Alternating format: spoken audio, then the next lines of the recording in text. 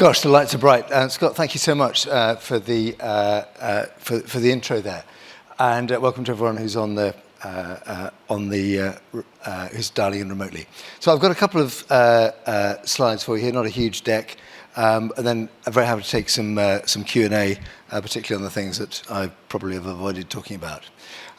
So a little bit of time passed on the commercial function, and I recognise some faces in the audience, so maybe this is things you've seen before. What we've built in the commercial function in government really is a network. That's what a function is. It's a network. It's not a centralisation of commercial activity. And this is sort of, I won't talk you through every piece on here, fear not. But just to give you an idea, in government, the person who calls the shots is the minister, and the minister has working for them a permanent secretary down at the left. So there's our notional permanent secretary looking out of the window, looking at Big Ben.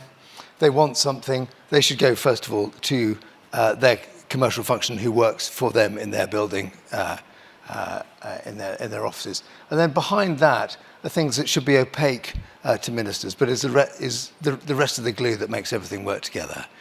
And this is what I mean by a commercial function working as a network.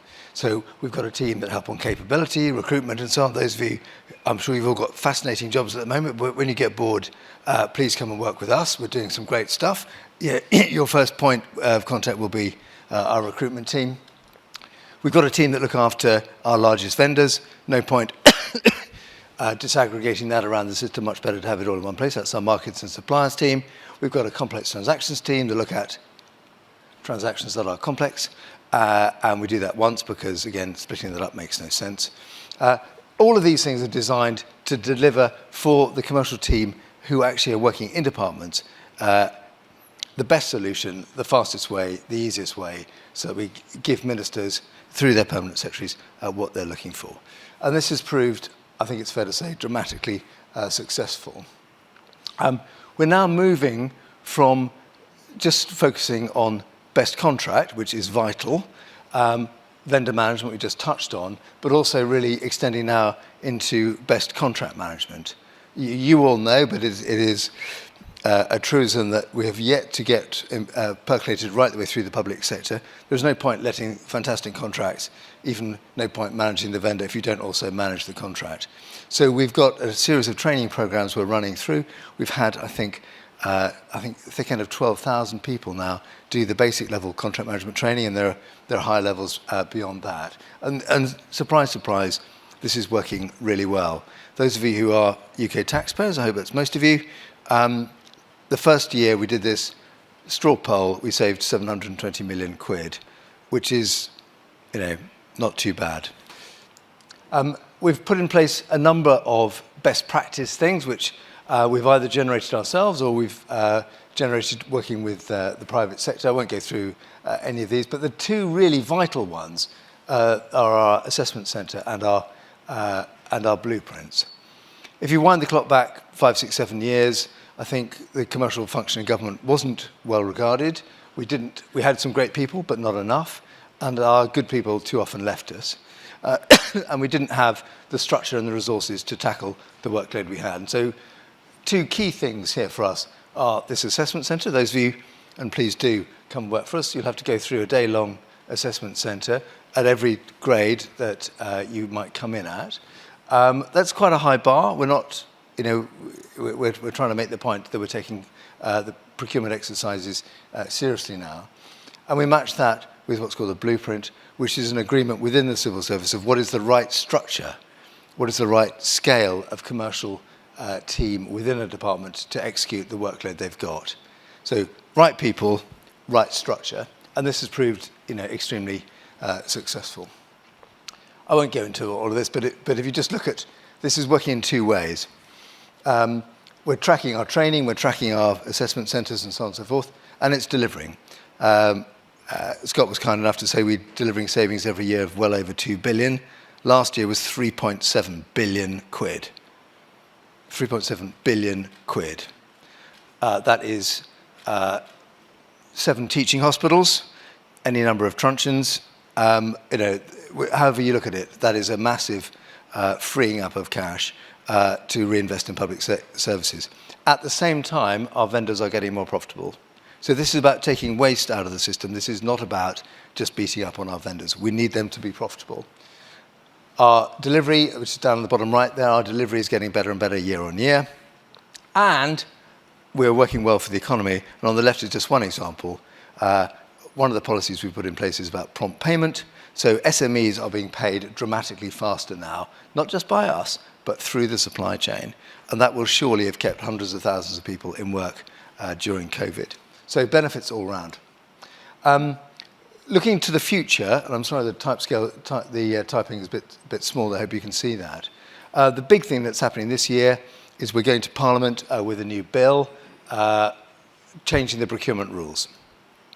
So this is a fundamental change. We haven't done this for 15 years or so. This is one of the things we can now do having left the European Union. And this is a lot about simplification, streamlining, and making us more business to business in the way that we work with our vendor base and our supply chain. But still underpinned by, and it's vital, the open, fair, transparent backdrop that we need for public procurement to make sure that there's no hint or trace of corruption or favouritism.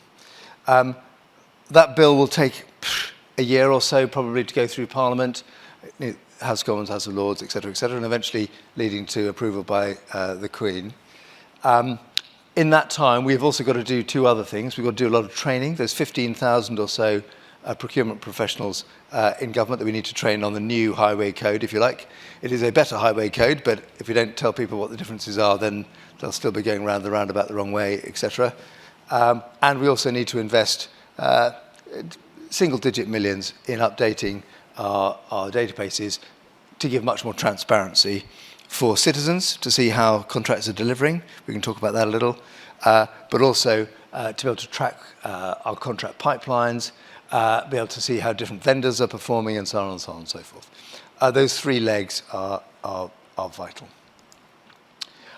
We have a plan to further improve ourselves, surprisingly enough, called the Commercial Functional Strategic Plan. It's a 3-year plan, take us out to 2025. Number of key issues, projects beneath that. So we're certainly not standing still. Happy to take questions on that if that's of interest. But you can see again, it's about digital, simplifying and speeding ourselves up, using our unique influence and scale to strengthen partnerships. This is not about vendor bashing. This is about building partnerships, building healthy supply chains. Government procurement will always be more complicated and more structured than private sector procurement because it's public money and we need to be able to demonstrate that we're using public money in a fair, open and transparent way. Consequently, it's more important for us, even than it is in the private sector, to make sure that our supply chain is robust for at least the life of the contract and a bit, because changing it halfway through is much more complicated in the public sector than it is in the private sector. So there's a real alignment of interest there with our vendor base to get all that right from the start. And a key part of that, this is where I'd like to finish really and then throw it open to Q&A, is with what we've called the Playbooks. So these Playbooks, there are 4 of them, and I think that's probably as many as we need, came out originally from the collapse of Carillion, you recall, a huge construction company that went bust in 2018. And that led to the sourcing playbook. We initially called it the outsourcing playbook, and there have been others since.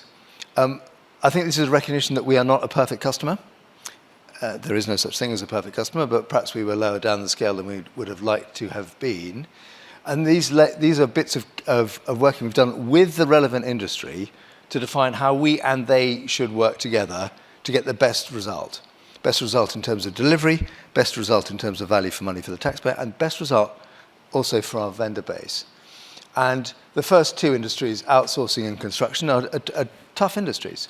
Margins are not high, and a bad customer, possibly us, can cause real problems for our vendor base if we don't act intelligently and look in a long-term way.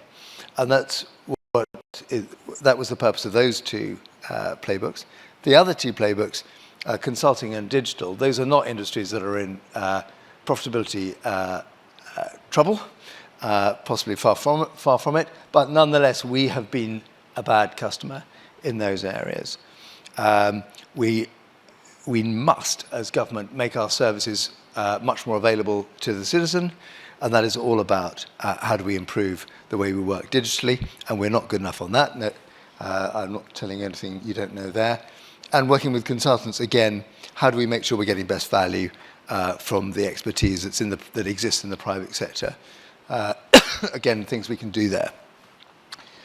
These have been, as I say, co-developed with industry, and interestingly enough, I think the construction playbook, the industry groups who worked with on that asked us a few months after we'd jointly published that whether they would mind it being used for private-to-private construction contracts.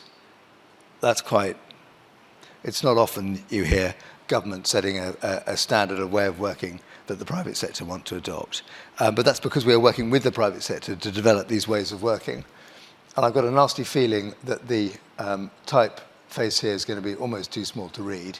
But you can see there are a number of themes that run through all these playbooks.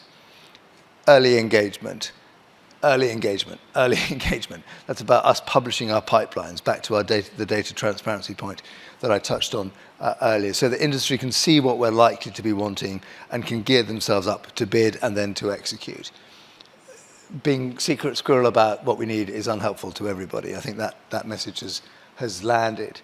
Do we actually know what we're asking for should cost? This is not a rocket science technology, but our should cost modeling wasn't good enough. So that's something we need to do better to make sure we're not inadvertently letting contracts to people who haven't quite understood the brief and who, it turns out later, have underbid. That does nobody any good. Pilots, intelligent risk allocation. You know, are our vendors being honest with us about the risks that they can take? Particularly with large government contracts, if a vendor goes bust, guess what? The risk bounces back to the taxpayer anyway. So let's just have a more grown-up discussion about how we allocate risk. So there's nothing on here that hopefully you would look at and say, gosh, that looks like rocket science, never heard of that before. The fact is we have condensed a lot of industry best practice and industry common sense into these playbooks, which are as mandatory as anything can be in government, given that government is complicated and the public sector is very complicated. You know, I cannot directly look into the laptop of someone executing a construction contract for a council somewhere around the country. But nonetheless, these playbooks are a pervasive way of working that are delivering more and more for everybody. And you can see, and the final thing I want to end on before Q&A is that right-hand column. Some of the and it's just, I hope, underlines the whole way we're now working. This is a collaborative exercise, it's a partnership exercise designed around common goals. Some of the actions we are taking and will continue to take are down to us, no question. Some of them are down to our vendor base, but a lot of them are down to both of us. And that's really a key point that I'd like to pause on and take any questions that you may have. Scott. Scott's run away. Thank you very much. Oh, that's very helpful. Thank you. As usual, if anyone has any questions on the floor, please do stick your hand up. Oh, that was a scratch, not a hand up. That's fine. Good job I'm not an auctioneer. Sold. There's a question here. Okay, thank you. If you just start by saying your name and where you're from, please. Hi, it's Richard Uzi from Deloitte. You mentioned transparency. Could that involve KPIs being rolled out over more than just gold contracts? Do you see that being transcending silver, etc.? Okay.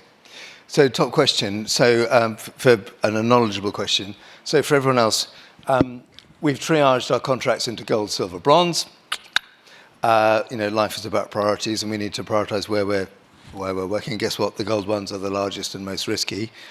And that's where we've applied our contract management resource initially. And having done the gold, we will move to silver, move to bronze. As regards KPI publishing, if you look on gov.uk, government performance or some similar URL, you'll see there now, I think at the end of March, we published more than 1,000 contracts worth of KPIs. And 3 KPIs from each contract, which you will all say 3 KPIs doesn't cover it. But the point, we're trying to do several things there, and then I'll come back to your question. With KPI publishing, we're trying to do several things. We're trying to expose for the taxpayer whether we're doing a good job or not, which I think is an absolutely democratic positive. Citizens, journalists, you can look on that website and say, how is government doing in the way that they're spending my money? It is useful information for potential competitors to today's incumbent to look at and say, I can do better than that. I will actually bid for this next time it comes around. And particularly, and this is perhaps slightly subversive, it is good for us internally because it is forced, the fact that I've required 3 KPIs to be published, when obviously that doesn't cover the whole gamut of a contract, it is forcing people to say, well, what is the minister, what are we actually trying to achieve from this contract? If we had to boil it down to 3 things, because Gareth's being a pain and asking us to, what are the 3 things that determine whether this contract is useful, delivering what it's supposed to do for the taxpayer?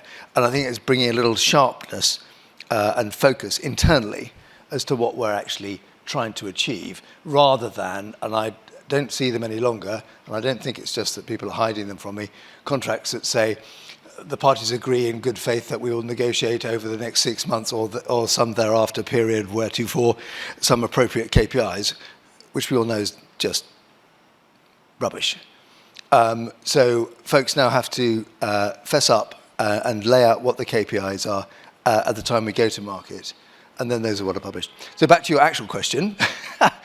Yes. So gold, silver, bronze. We've done all the golds. We've started on the silvers. And we'll do all the silvers, and then we'll have another look. There's about 10,000 contracts, pardon me, across government overall. We're publishing 1,000 and a bit at the moment. We will get to a, reducing effectiveness of doing that. We're trying to automate that because otherwise the paperwork burden gets too much. But I think we're well on the way. Okay, I've got some questions. So coming back to the presentation there, you mentioned that it can be complicated, for instance, dealing with government as a supplier. And this is something that I know that Jackie, excuse me, it's catching. This is something, oh, don't say that. This is something that Jackie Rock from the NHS was talking about yesterday as well. So when it is complicated and quite intimidating, maybe for small suppliers to deal with the government, how are you actively encouraging them to do business with you? Okay. That's a really top question, Scott. Thank you.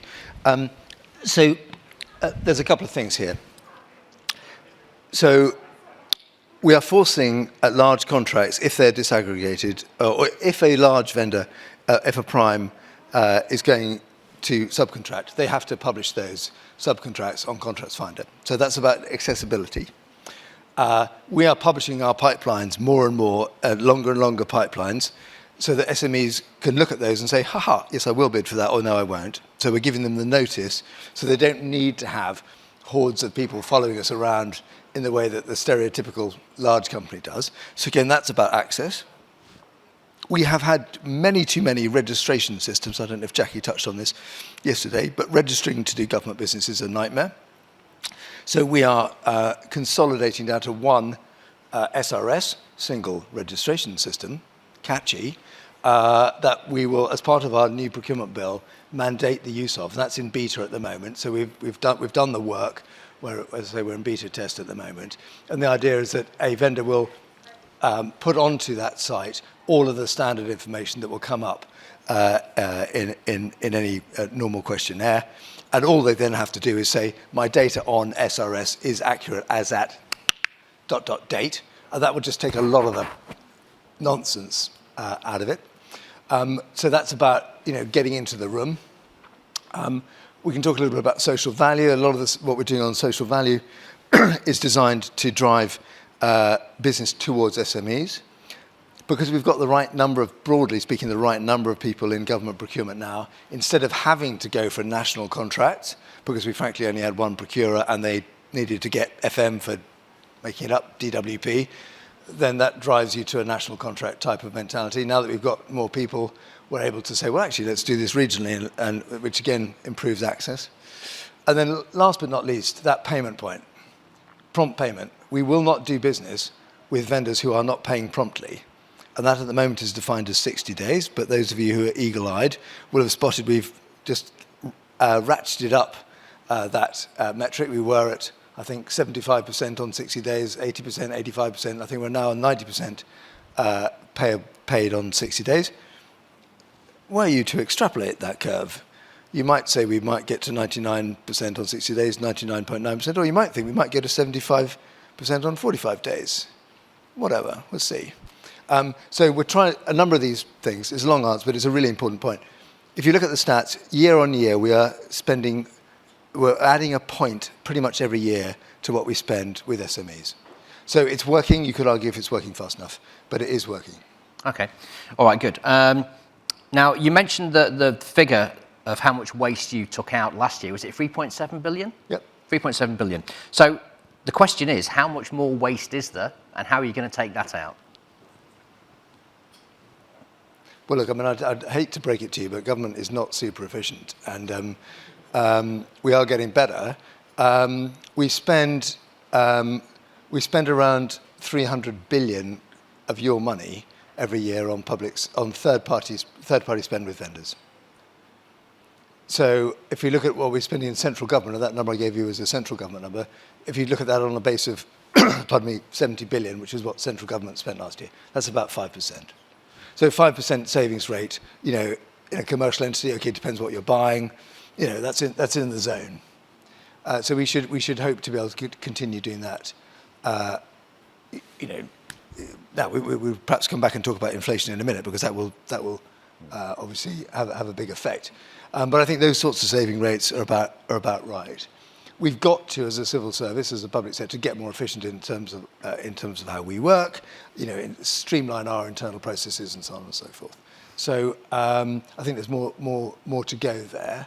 And a lot of it, we all know, those of you who are vendors in the room, we need to be really working with our vendors, back to what I said about early engagement. Are we asking to buy the right thing? We all know that changing the idea halfway through a program generates costs for everybody. That's true if we're building an aircraft carrier. That's true if we're designing software. That's true if we're asking for, an FM rollout. And that's where what are we actually trying to achieve? Back to the KPI point. Are we all crystal about that? Then we can design a system that works efficiently for everybody. Okay, great. Well, look, you mentioned inflation, so we should talk about that. We do have a few minutes left. So what impact is that having, and how do you see that going? What direction is that moving? Well, okay, so look, I mean, just looking through the lights in the room, I'm hopefully not the oldest person here, but I can remember 15, 16, 17% inflation, and it's not funny. And we're not there. We're not nearly there. But we're all sharply aware of what's in the newspapers at the moment. So we're seeing inflation at rates that we haven't seen for a long time, and that's obviously not good. And lots of clever people working on how to get us out of that situation. A number of our contracts have got a variety of indexes in them. Obviously, we'll respect those. But the reality is that our vendors rarely are dealing 100% with government. There are a few vendors who are 100% government focused, but not so many. So the bigger question for us actually is, how is the rest of the market interacting with that same vendor in an inflationary environment? Because it's in no one's interest that we see large fractions of our vendor base going to the wall because their business models don't work anymore. So we just need to be all having a much more grown-up discussion, back to what I talked about managing the vendor on that tripod slide. That's going to be really key for us going forwards, as it is for private-to-private relationships. The other reality, and you hear this, I don't want to put words into the Chancellor's mouth at all, but we are in a fiscally very tight place. So if we're thinking about indexation, or we're thinking about discretionary acceptance of price increases, we've got to accept there is a fixed amount of money here, and the rest of that will have to come out of volume or efficiencies within a contract. You know, if we've squeezed the balloon in one place, we've got to take it out in another. Okay. Any quick questions from the floor? Okay, that's probably a good thing because we are out of time anyway. But big thank you to Gareth, Rhys, Williams. Delighted. Thank you. Thanks, Doug. Thank you.